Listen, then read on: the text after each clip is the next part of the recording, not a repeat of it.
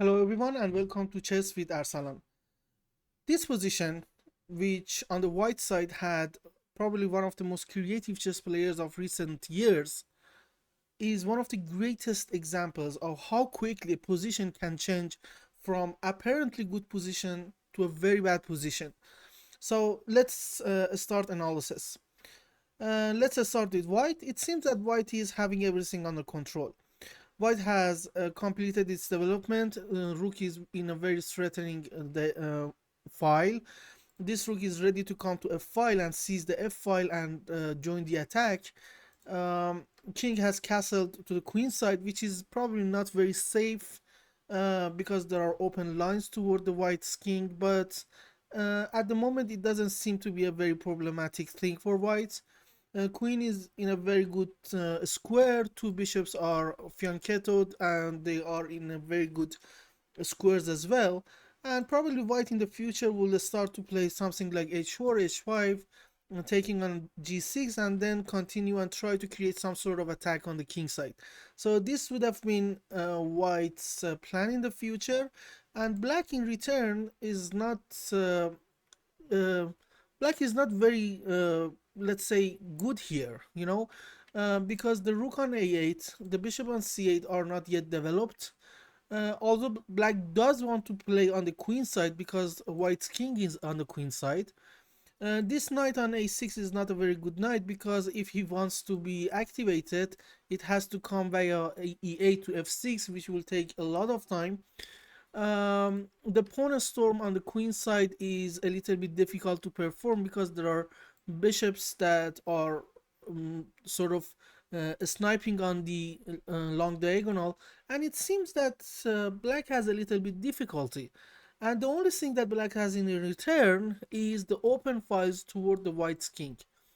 And this is exactly what black used in order to finish the game right away. How? Here black played knight to b4. The knight was useless on a6, but now it's playing a major role in the game. Why? With this move, knight to b4, black is practically sacrificing the knight. But the problem is that you should accept the sacrifice. You cannot get away from it. Why? Because the queen and knight are pressing on the c2, and there's actually checkmate threat on the c2.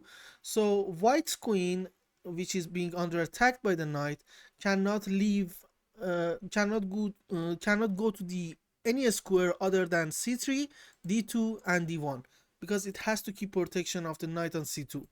If it comes to c3, then knight takes a2, check and take the queen. So c3 is out of uh, question. If it comes to d2, then there will be bishop h6, pinning the queen to the king. And if you take the bishop, then there will be checkmate here. So this is another problem. And if you come to d1, then rook enters the game and there will be great difficulties along the second rank. So after knight to b4, you have to take the knight on b4. So this is practically force.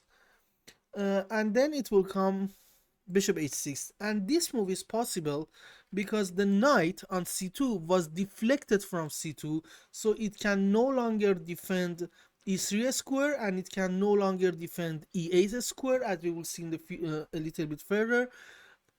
So it's been deflected from defending the king. So it's check. The only move is king to b1, and here black played rook to e1. Black is evacuating the line for the bishop to come to f5, and it doesn't seem to be a very good square for the bishop because as the bishop left the g7 and it has come to h6, the g file has been opened. So it seems that black cannot play bishop f5 easily in the future. But after rook takes e1, queen takes e1, king to c2, here black did play bishop c5. And now if you try to take it, which is what happened in the game, in this case black has queen to d2. Queen is being protected by the bishop. It's check.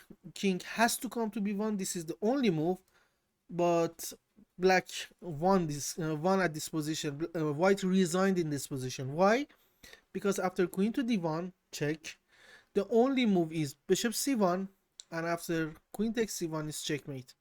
So as you could see how quickly this position changed from being good for white to being bad for white. I hope you enjoyed this video. See you in the next one, and goodbye.